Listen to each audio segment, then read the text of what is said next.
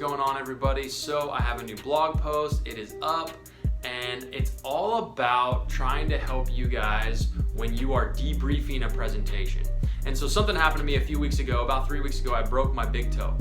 And it is a complete pain in the you-know-what for anyone who's ever broken a toe. You have no idea how much your body needs all 10 of your toes, right? And especially your big toe. And so I'm not able to do a lot of things. I got this boot on, but one thing that I started doing a couple weeks ago, it's my favorite thing in the world to do, right? Besides hang out with my kids or do those types of things, it's golfing. I love to golf. And so I went out there with a broken toe and I'm sitting there thinking, this is gonna be horrible, I'm gonna shoot bad. And lo and behold, I shot one of the best rounds I've shot in 20 years. Then I followed it up the next weekend with another great round. And one of the things I realized, and here's a quick shot of, me out there playing last weekend, is that I slowed my swing down, right? Because I couldn't put all my pressure on my big toe when I was coming through. I kind of had to concentrate on my form. I had to sit there, I had to slow down, right? I had to really concentrate.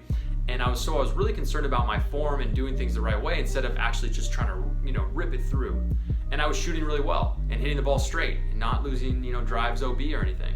And it got me thinking of, we've already talked in a previous blog on slowing down your presentation to make sure things marinate.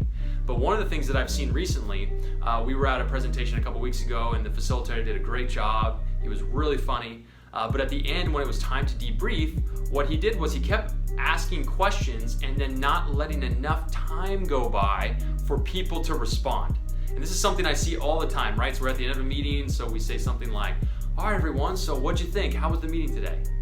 And everyone's sitting there, they've been there for 4 or 5 hours, they're not really motivated to give you a bunch of answers that, it was good, or they just sit around, right? And a facilitator will go kind of do one or two things usually.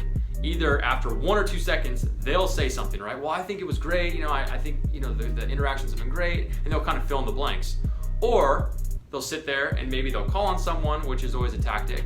But typically one thing they never do is the thing you should all do. And I call it 7-second savior. 7-second savior. And what it is that if you ask a question, especially in a debrief, right, where you want someone to give you an answer, right, you're kind of pulling out the emotional stuff at the end of a day or an end of a presentation, you've got to commit to waiting 7 seconds before you break the silence, right? So, hey, all right, guys, it's been a long day. Thank you so much for your participation. I really want to get your feedback. So how are you feeling after today?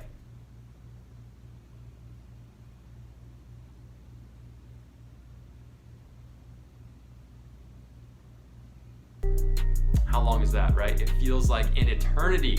But here's the thing, as a presenter, if you just sit there and wait for 7 seconds, here's what's gonna happen, right?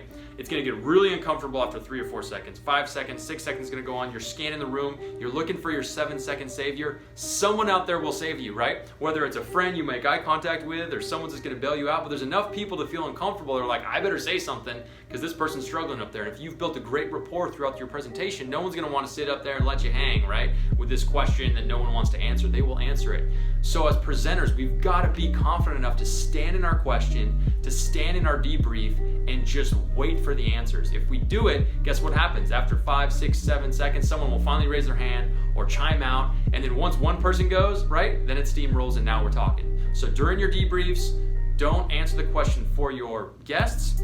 Don't assume things. Wait for the answer to actually be asked. And the last part is, when you're debriefing, this is just the easiest tip in the world that everyone should be doing. If you want to do a debrief and you want a lot of answers, never just sit up there and ask a question. The first thing you should always do is provide paper and pen and say, all right, guys, I've got 1 or 2 questions at the end of the day. I want you to write this down. So how did you feel about XYZ? And how did you think about blah, blah, blah, whatever it is, and write them down. Once people write their thoughts down, they're much more likely to share, right? Especially if you sit there and you hang your 7 seconds, someone's gonna share what they said and you get a lot more dialogue.